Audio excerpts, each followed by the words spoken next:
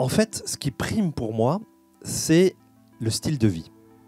La façon dont vous vivez l'espace où vous vous trouvez. À Saint-Brieuc, dans les années 70, il y avait 54 000 habitants. Aujourd'hui, il y en a 45 000.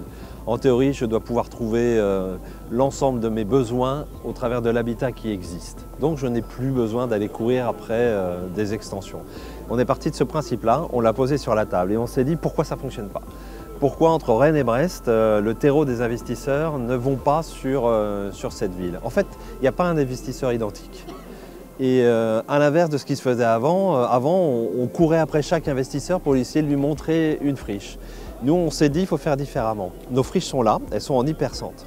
Il faut retrouver l'intérêt entre un investisseur, son profil et sa friche. On dit souvent qu'il y a un propriétaire pour une maison.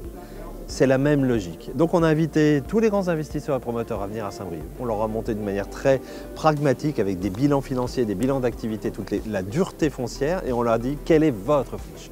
L'idée était de faire en sorte qu'on les sécurise et qu'on se sécurise jusqu'à aboutir, non pas à une grande mise en concurrence, mais à trouver l'opérateur et sa friche.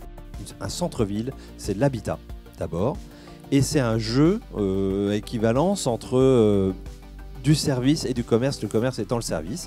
Le maire, son rôle, c'est l'espace public et c'est de dire comment je veux que cet espace public se transforme.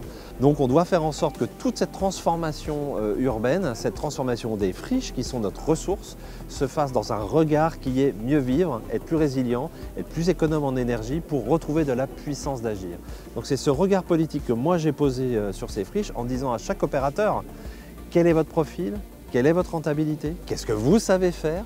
Regardez ce que l'on a et si vous voulez aujourd'hui réussir à sortir des métropoles dans lesquelles tout est embolisé, venez chez nous, mais par contre, créons un partenariat intelligent. La puissance publique ne peut plus perdre d'argent, c'est pas possible, l'argent est rare, il doit aller sur le service public, le service aux autres. Ça veut dire que votre valeur ajoutée, c'est de vraiment produire le service qui est utile pour les habitants dans votre risque à vous. Voilà un peu cette démarche.